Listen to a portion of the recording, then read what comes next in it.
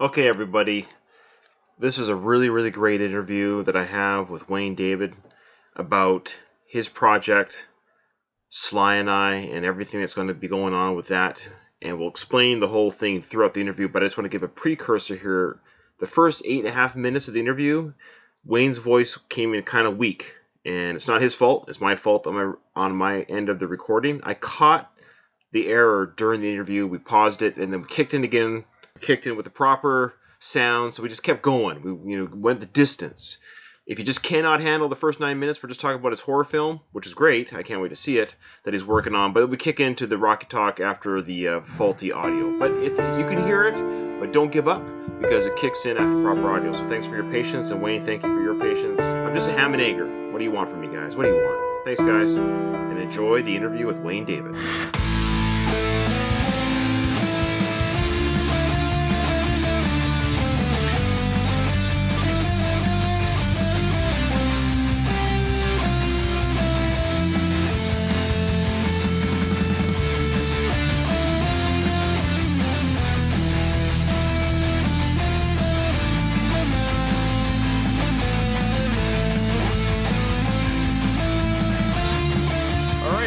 Welcome to a very special episode of Going the Distance, the Rocky Series podcast. I am going solo today, or interviewing solo today.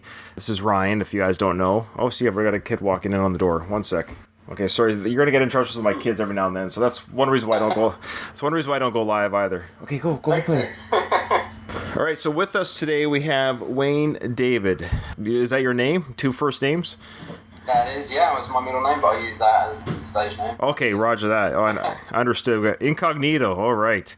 Wayne, the reason why we're talking is on Facebook, I saw somebody post a video, the trailer called Sly and I. We're going to get into that. And I watched this trailer. Of course, I loved it. And I shared it on our Rocky Podcast Facebook page. I got a lot of good responses, and people were like, hey, you should interview the guy. I said, oh, don't worry, I've already reached out to him. Before we get into the trailer and the project and what have you, why don't you just tell us a little bit about yourself? I guess why you like Rocky so much. Okay. Well, basically, I guess it all starts as a professional actor. Been doing it since 2007, so that's been sort of the time I've been doing it out in the professional world. As with everyone, it's a struggle. It's a tough old business you get into, and there's always ways you're looking to try and do something a bit differently, try something new, try and work a way into the business like no one else is doing. I've been writing scripts as well since maybe 2012. I've done sort of quite a few feature scripts, pilot for a TV show, and it just got to the point where I had this idea basically to write this script. It was telling the story of an actor, the struggles. It was my own personal story, and I thought also about the Stallone story, how he wrote Rocky and how he got that made, and the struggles he went through to make that happen. And I thought, well, combine the two, sort of put it together. Yeah, this is how I came up with the idea of the script, really, to sort of combine sort of his story of how he did it and sort of my experiences within the business. How old are you, if you don't mind my asking? I'm 37. Okay. See, I'm 43, so we're about the same age, raised in the Rocky or Stallone world. What was your first Rocky film that you saw in the theater? Do you remember? Well, the first memory I've got of a Rocky film, I think I probably was about 9 or 10, and it was Rocky 4. Nice. Actually, it was on television. It was on a school night, I think. So I watched most of it, and then I had to take the end because I had to go to bed. So I recorded it, and I remember after school the next day, it was round about the time he gets to Russia, and you get that, obviously the famous training montage. And that was my first experience. I didn't have the whole film on tape. I remember watching that clip many, many times because even now, I think that training montage is my gym music most of the time. So, oh yeah, the soundtrack is my workout music. Absolutely. So that was my first experience of Rocky. Yeah. Now, explain what your company is. I forget what it's called. Sorry, Lightning Pictures. Lightning Strike Pictures. I've been doing stuff for a while, so. The first thing we did was like a pilot for a TV comedy series. That was quite a while ago. We got a bit of traction with that, but ended up we didn't actually get it made into a full series. But since then, I've sort of been developing projects, 2 short films I've done in the last year that I've actually directed myself. Yeah, now it's this feature film we're hoping to shoot this summer. It's a horror film, so that's the big thing we're pushing. and obviously just done this trailer. So, like I said, the script for Sly and I is something we've been working on, trying to make happen for quite a few years now, just different ways of getting it out there. So those are the two big things at the moment: the Sly and I, and this horror project. What is the horror project about? Are you allowed to share any of it, or what the general storyline? Or yeah, I can tell you. It's basically about app dating. It's It's about isolation, social media. The whole concept is a guy moves into a new apartment building and he becomes more and more isolated, living on his own, and he ends up going on a dating app. And it's like a high society dating app. Nobody knows about it. It's got no name. It's invitation only. As it goes on, it eventually comes out that it's actually been used by a coven of witches to find their next sacrificial victims. So it's kind of a bit of the Ring meets shame, kind of a mixture of sex addiction versus horror kind of thing like that. So it's I've got a bit of traction with that now. Hopefully we're getting it all made this summer. Yeah, I guess that's the new. Well, I guess I wouldn't say new, but I would say there's a genre of horror films that kind of deals with modern day technology getting wrapped up in today's horror. I like that idea. It's been popular so far. It's just it's that point of getting the last bits of funding to make it happen, which is always the difficult bit. Is there any good kill scenes? There's a couple.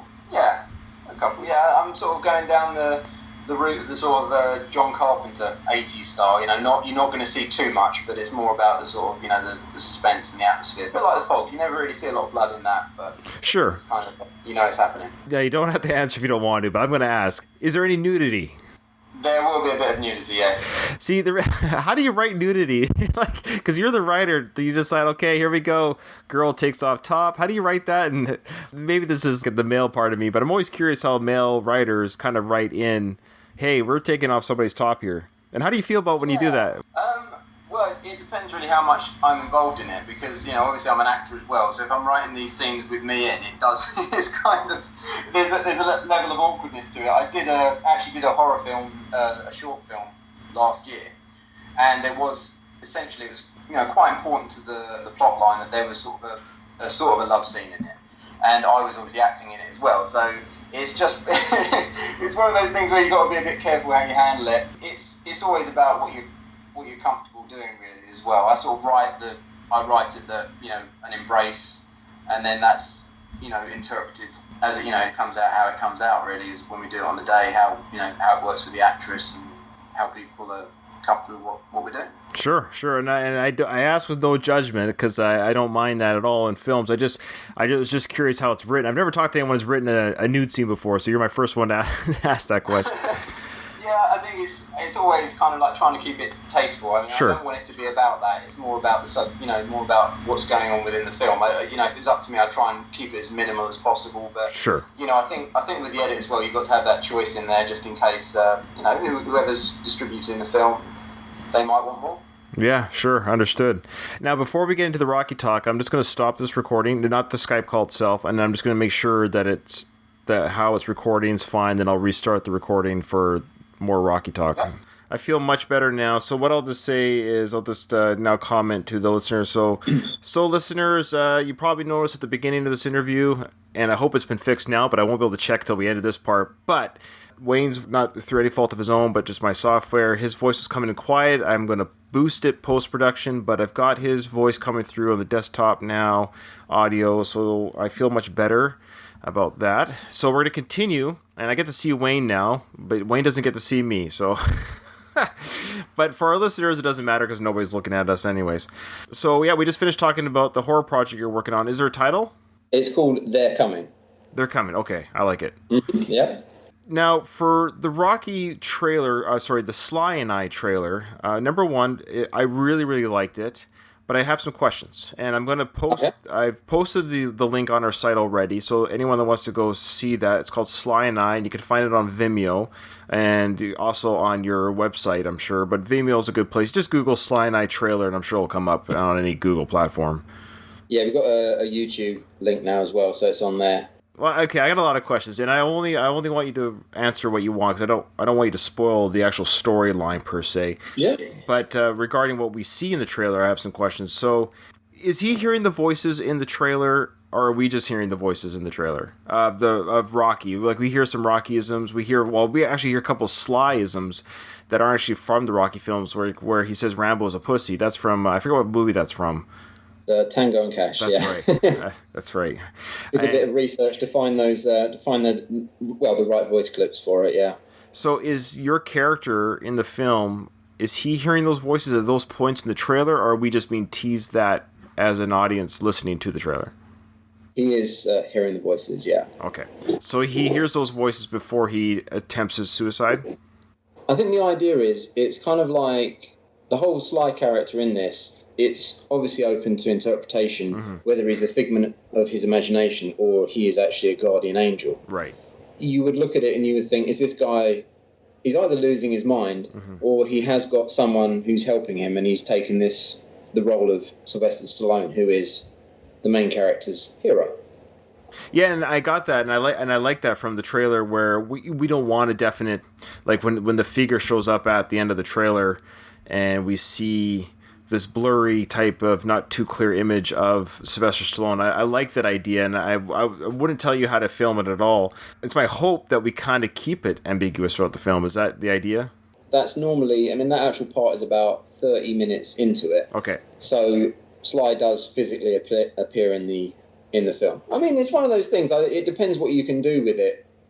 Well, because when it comes to actually, can we get Stallone to be in it? Yeah, well, so for our listeners, and I guess this kind of answers the question, is sometimes, and I know for independent filmmakers such as yourself, they'll actually do what I believe you did this, is you film scenes, because the idea of a trailer, big studio trailers is that they've already got a lot of footage from the actual production of filming, and then they splice together a trailer, but the movie might be released a year or a half year later. My understanding for this trailer, it's kind of like a tease, or what you would like to film as a whole, that these scenes were filmed for the trailer but not as a film just yet. Yeah, exactly. We sort of did it all, because I've got the full script. The script's been written for quite some time now. Okay. The trailer script I sort of put together maybe a month ago.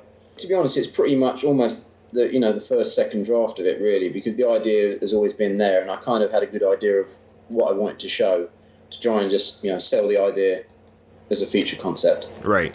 What I liked is how, of course, the character in the movie which you play is a down and out type actor, and he's like experiencing kind of the same luck or struggling that Stallone struggled with as becoming an actor.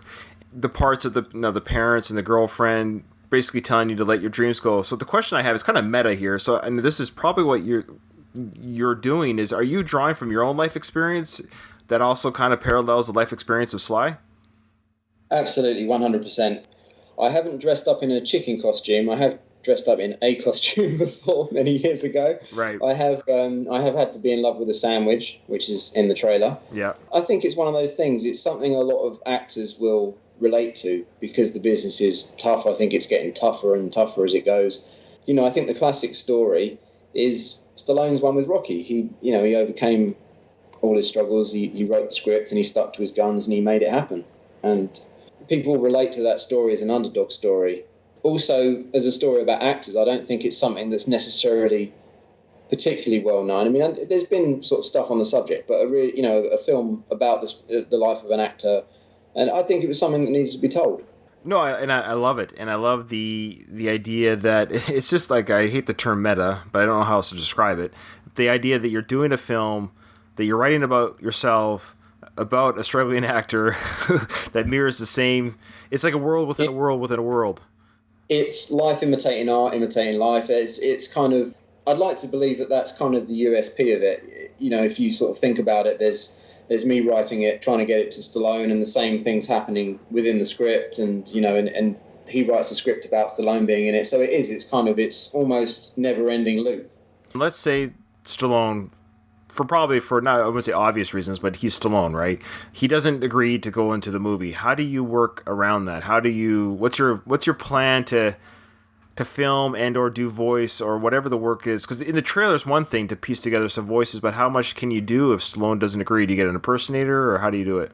It's one of those things. I think that's a bridge we'll cross when we come to it. At the moment, I think it is very, very reliant on Stallone being in it. I think the way it's written, we are looking for him to be obviously the main character. Obviously, if we come back with a definitive answer one way or the other, we'll have to explore it then. And I say this with all due respect, that's ballsy. That's called swinging for the fences, as they say. As I told you before, I met him last year. I actually gave him.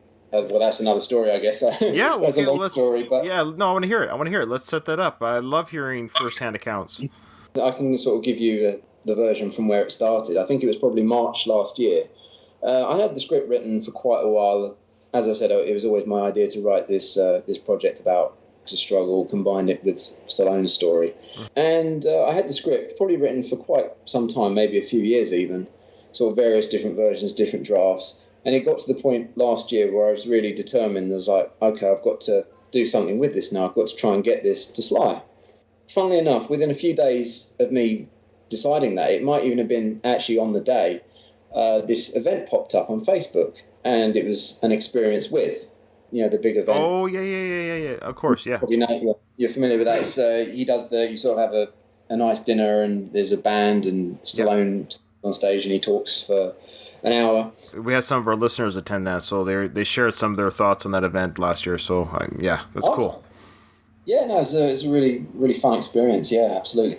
No, just by chance, and it's one of the many sort of weird coincidences that happened. This popped up on Facebook, so immediately I got a couple of tickets, and it was quite a while before the actual event, which is in July. Mm-hmm. But I kind of, I set about getting the script up to standard.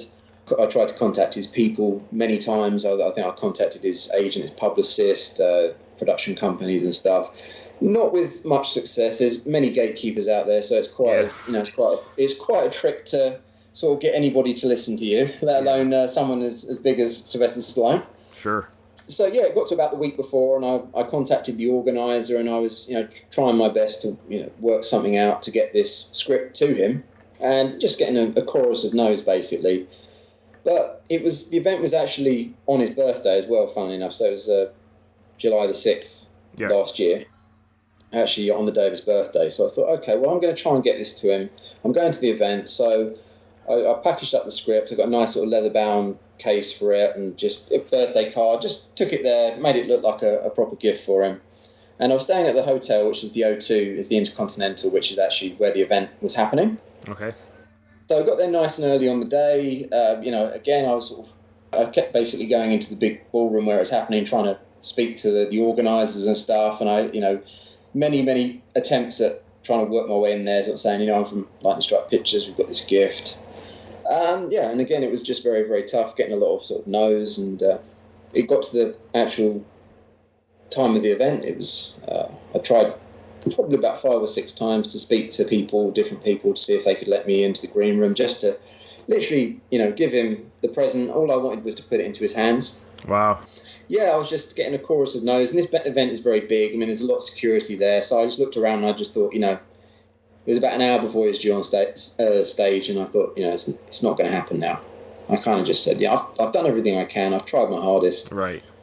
I just I said, you know what? I've done my best. I surrender it to the universe. If it's meant to be, it will be.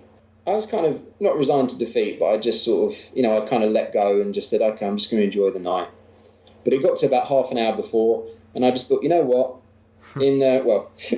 Following Rocky's own example, going in one more round, I thought, I'm going to give it one more shot. I'm just going to try once more. Sure. So wandered out of the event, out into the foyer. By chance, it was all completely empty, but by chance I looked out the window and there's this sort of there's a convoy of cars pulling up outside, and like Mercedes and stuff, and I thought, okay, that could be him. Wandered down, I sort of loitered around in the foyer, just waiting to see, just by chance, had the gift ready. It wasn't him. It was a large group of people, but it was, one of the people was actually the organiser of the event who I'd already spoken to that day. So I waved over to him, and he was kind of like, no. And I sort of went to follow him up the escalator, and the security stopped me and said, sorry, he says no, you're going nowhere. Yeah. And so there I was at the bottom of this escalator, and suddenly the security guard sort of looks at me and points up the escalator. So I look round and I look up, and the organiser's at the top of the escalator, and he just says, follow me. What? So literally from nothing to something, it suddenly was all on. I followed him up took me through to the big sort of the big hall area again. I was sort of waiting for about 10 minutes. Again, I was kind of thinking, oh, is this, he's going to forget about me? Is he going to take me through? I wasn't quite sure what was going to happen. Sure. But, sure enough, about 5-10 minutes before he was due on stage, I got taken through basically round the back, and I was sort of walking past security, and you can tell when you've gone past, well, when you're in the sort of more important area, because there's people sort of milling around and there's security. Right. And got to the room, and first thing I saw his family. I saw his daughter. I saw Sistine was there, and Jennifer was there. I saw them first, and then I saw that Sly was in there. Wow.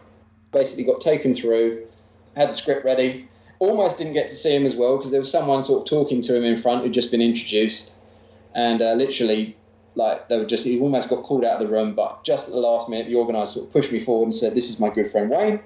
Wow. And I shook his hand. I told him about the project. He seemed to, he laughed at the name. He sort of liked it. He sort of turned around to his family and said, "This is an actor. He's written a script, and I know how hard it is, and it's called Sly and I." Wow.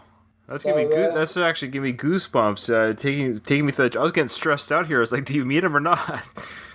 I'd say I'm 50-50 with the universe on this one, because sure. I worked my ass off to make something happen, but at the end it was just kind of like that sort of freak chance occurrence, sort of like it felt like moved mountains to make it happen, and it just did. It just felt kind of half luck, half hard work. No, so. I hope this movie, obviously, I hope it happens, and we'll talk more about it. For me, you reached the journey right there, just meeting him and shaking his hand. That's a dream for me. So, and I know it's a dream for millions of his fans. So the fact he did that's a 1,000,000 shot right there, my friend. That's nothing to frown on right there. You met him, you talked to him face to face in person. That's amazing. And you actually had him repeat the name of your script back to you. That's pretty crazy. He did. Yes, he. I've got a picture of him holding the script with me. Luckily, someone took my phone off me and said, "Did you want a picture?" Because to be honest, when I was in there, the last thing I was thinking about was a picture. I just want to get in the script and say hello. And someone the organizer took a picture. Would you mind sharing that with me so I can, when I release? Absolutely, yeah, I'll send that over. Absolutely. Yeah, I'll post that picture with the release of this episode. So that'd be amazing. Wow. Yeah. Wow. Jeez, that's awesome. I'm sorry, I'm smiling right now too. I know you can't see it, but that's really cool. This is the thing. It's kind of like nothing really came of that afterwards, but it's this weird sort of cycle of events that make me believe, hopefully something can come out of this, because he was at Cannes.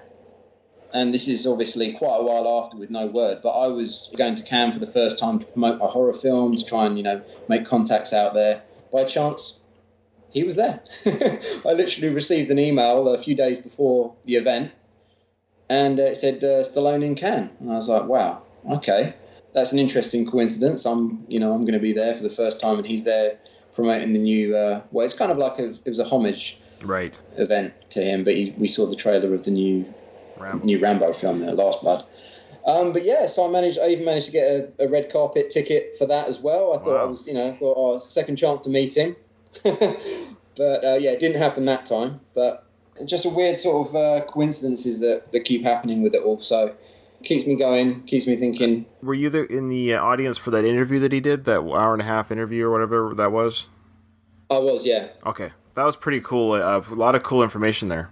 No, it was a good one. It reminded me a lot of an experience with actually. It was quite similar to that, the format, the interview. It's just very inspiring to listen to, I think, his stories, and certainly some of the stuff he said that night at the Experience With event. He could have been talking directly to me. It was quite strange, some of the things he said. It was kind of like I was sitting there and I was like, wow.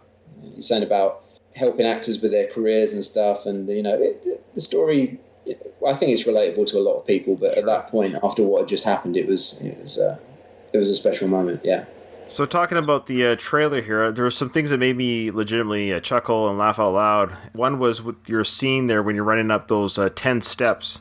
Where's that being filmed? I love the record scratch sound, the classic record scratch sound. Yeah. Because we're hearing as an audience, or as a watcher of the trailer, we hear this swelling rocky music. We're all pumped up. He's running up the stairs. The record scratch kind of sound comes in when this guy walks by you doing the Rocky dance on top of these stairs. Obviously not the Philly stairs. Where is it? And why is he doing it here and not in Philly? Is it because that's where he lives, obviously, or? Absolutely. It's actually my hometown. It's where I live. It's Okay. Welwyn Garden City in Hertfordshire. Okay. So quite a quaint place really to do it. It's not quite the steps of Philadelphia. Oh, it's very I think there's beautiful. about. Yes, it's actually very scenic. I mean, the thing about that is we had the nice view as well. It's kind of like in the back, in the very far distance, you've got the fountain. So it does look like a much, much smaller version of the steps he runs up in the actual film. I thought all of it, it just sort of adds to the idea that this guy is dreaming. He's a long way away from where he wants to be, but he's dreaming. He's got a dream. Yeah, and I love it. He's doing his little dance on top. I counted the stairs. It's 5 stairs, 5 steps. It's about I think about 5 or 6, something like that. Yeah, that's awesome. Explain the sandwich scene. That's just kind of a representation of almost all those weird castings you get. Okay. I mean, I've done many strange things in castings. That being in love with a sandwich was one of them. I think I've had to be in a wind tunnel when there was no wind. I have had to slow dance with someone who wasn't there. So just basically, you realise that people are filming you doing something, and you really hope that footage never gets out. So I hope you don't have any of your own Party at Kitty and Studs movies out there. No, nothing like that. Not that I know of, anyway. Sorry, we don't have to give that if you don't want it, but I just get a kick out of it. That's fine. We make fun of that movie quite a bit. We all have skeletons in our closet. I guess some is on film, some's not on film. I won't name names, but there's a few things. I always think with acting, with these sort of short films you do, you just looking to get the experience to do the work, and you just end up doing some horrible, horrible stuff, and no one comes out of it looking good. Sure. The lady or the young woman they're playing is your girlfriend or wife in the film? Oh, it's a girlfriend character, yeah. Okay. Is she your girlfriend in real life or just an actress? No, she's an actress. Someone I've worked with quite a long time ago, but it's a friend. Same with the dad character. Sometimes people hire their own family to do parts in these independent films. I was just curious if you did that. Well, the dad character is an actor, okay. But the character who interrupts my little celebration in the opening scene, Steps, is actually my dad, yeah. Oh, there you go. See? That's like a little nod to Stallone when he had his father ring the bell in Rocky 1. That's absolutely it. My dad's the guy on the steps. My girlfriend actually walked past when I was the chicken. She's one of the people who ignored me. Oh, okay, there you go. That's awesome. And my mum, unfortunately, was playing my mum in the trailer, but she got cut out of it because basically she was sat next to the dad character, and just the shot wasn't used. So unfortunately, she'll have to wait till the next one to get her full debut, but she will be in the next one. I promise that. What do you drink? You're drinking alcohol here to give yourself alcohol poisoning for your suicide attempt. What's in the bottle for real, though? Oh, it's apple juice. Yeah, okay. I'm very well behaved. No drinking on set. Well, I figured it's always fun to watch drinking in movies and TV because you know it's not. And I'm always wondering, what it is they're drinking because, apple juice, like it. I love the ending sequence here. You're in the hospital bed and you see the figure of Rocky or Sly. The silhouette is pretty spot on. Like you get the feeling it really is Stallone there. So who did you get to stand there, and how did you get that costume design worked out? The guy doing it is actually a good friend of mine, Mike. He's actually my personal trainer quite a few years ago. So he's quite a well-built guy. So obviously he seemed like an obvious choice to play Sly. We sort of got him in a black jacket. We got the hat as matched as best as possible. And we did a little bit of work on the mannerisms. Yeah. And he sort of delivered on the day. Yeah, I love it. It's great. I really hope. It would be great, obviously, if Sylvester decides to do this with you guys. My hope is, if he doesn't, that you still do it, if that makes sense. That would be my hope. Somehow still do it. I think there's still a story to be told there. And you can make it work in a weird way. I don't know how you could do it, but maybe you can make it work. With the way we shot the trailer there, it reminds me a little bit of True Romance. Yes. Val Kilmer was Elvis. Yeah. Obviously, Val Kilmer was Elvis in that, Christian Slater's character. Yeah. And he sort of turned up and he gave him little speeches. So that's how we did the trailer. Yes, yeah. Yeah, I think, it's probably doable like that. It would be interesting to see how well it would be received with regards to getting it funded and making it happen. I've always felt that the story is there. I think this is why I've kept going with it as much as anything else. I really believe in that script. As a story itself, it's a story that needs to be told. And I think we can get Sly to be in it. It'll be a great movie. If we can't get him, then it's I wouldn't say back to the drawing board, but we'll see what we can do. But at the moment, I've gone all in. I mean, I've really I self-funded this trailer to make this to put it out there to help people to see it and get the idea. Yeah, I think I've just gone all in to make it happen. So we'll see what comes of it. Yeah, and I can't obviously speak for Mr. Stallone or any of these, and I hope he takes no offense, any of these aging actors. Like, we're all getting older. I mean, I've always wondered if I was ever famous and I was nearing, my twilight years, let's be honest, in your 70s and 80s, you got more life behind you than you have ahead of you at that point. I've always wondered how much, and this isn't Sylvester, but I wonder some of the other actors, like, how much bravado do you still need to hold on to? Like, I'd almost want to be more a philanthropist towards the younger generation of just people like you. I mean, I know Sylvester doesn't listen to my podcast, so like I would just go crazy and just be like, do interviews, and I don't know, like you've got maybe 10, 15 years left on the world, and if you're a celebrity, I would see myself wanting to kind of just give myself to people, leave a little bit of a legacy in a different way to people. Does that make sense? I don't know if I'm making sense there. That's how I look at celebrity in golden years. Like, what are you holding on to at that point in your life? I think with this, the whole script is kind of based on his legacy. Mm-hmm. I mean, it touches on, obviously, the Rocky films, but also the Rambo. I think it encapsulates a lot of what he brings to people, the importance of him, the underdog story. And, maybe it's trying to tell it to a new generation. I mean, I know he's done that with Creed. You've got the sort of the Adonis Creed, the new, for the younger generation now. Sure. I think with this, it's not just specifically about the one character. It's more about sort of how it spans his career, how it tells. It's almost, no, I wouldn't say the passing of the baton as such, but it's kind of like his story told in a different way, told with someone new, not someone new, someone younger, I guess, mm-hmm. Who's going through that experience, giving them his advice on how he coped with it and showing them the road ahead. No, I like it. I guess as a part of me, I'm just I'm begging the universe. That's all I'm doing. That's my way of pleading to the universe on your behalf that that's very kind. That this gets done. And I hope our listeners of the show will go check out the trailer and offer the support. Is there a Facebook page that people can like on Facebook? Well, the YouTube link's the main thing at the moment. I think we're just sort of adding more.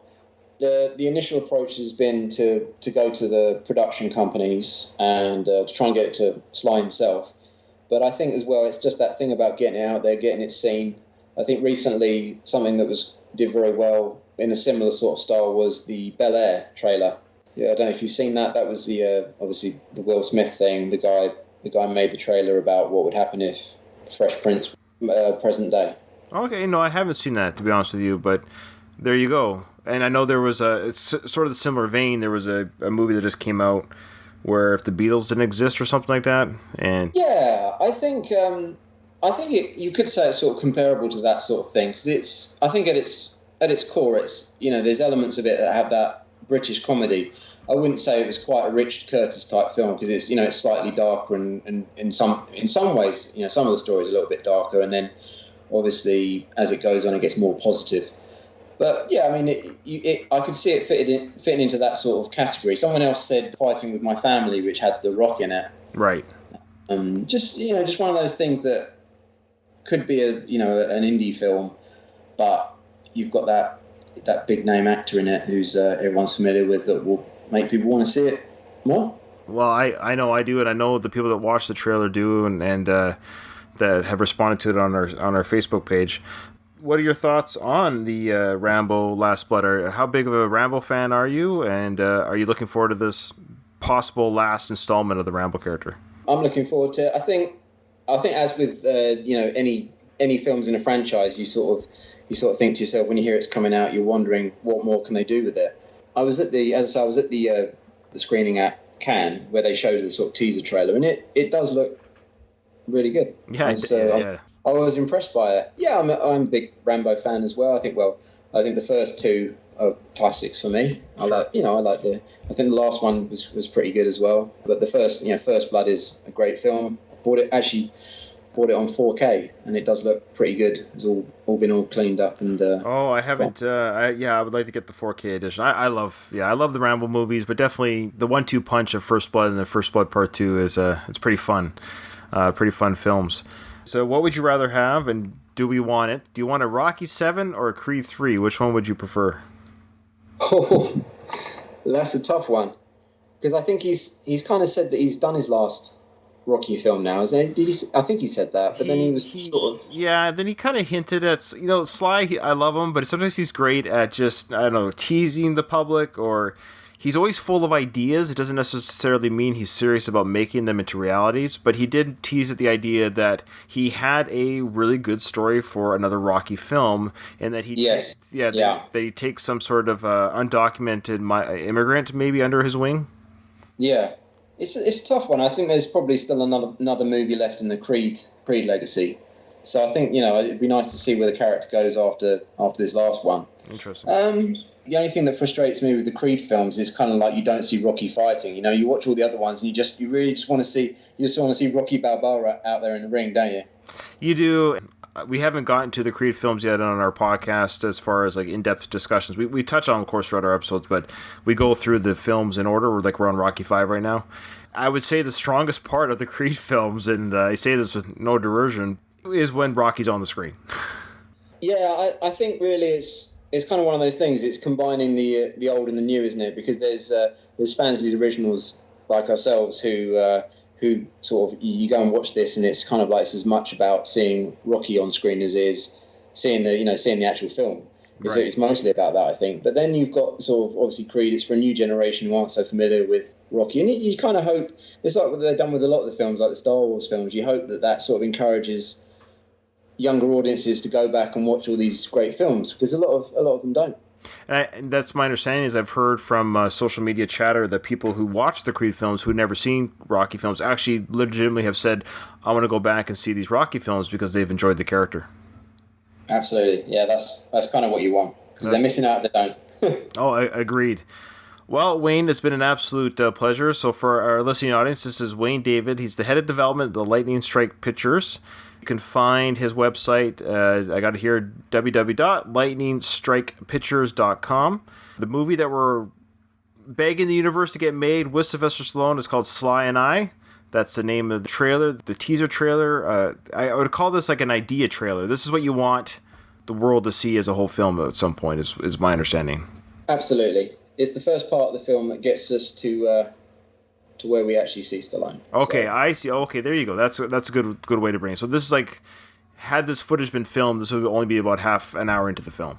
Be talking about a third of the way in. Okay. Maybe a quarter. I like that. I love that. Well, Wayne, is there anything else you want to plug or say before we call it a day?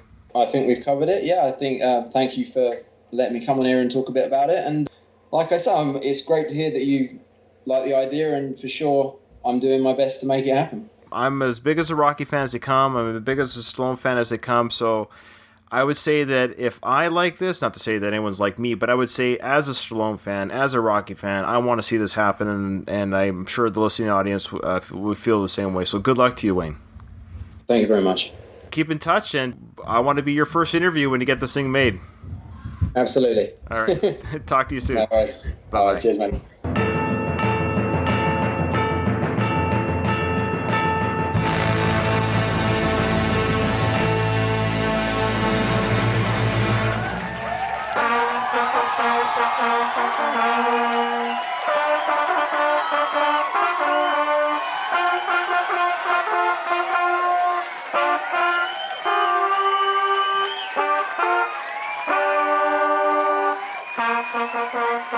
Thank you.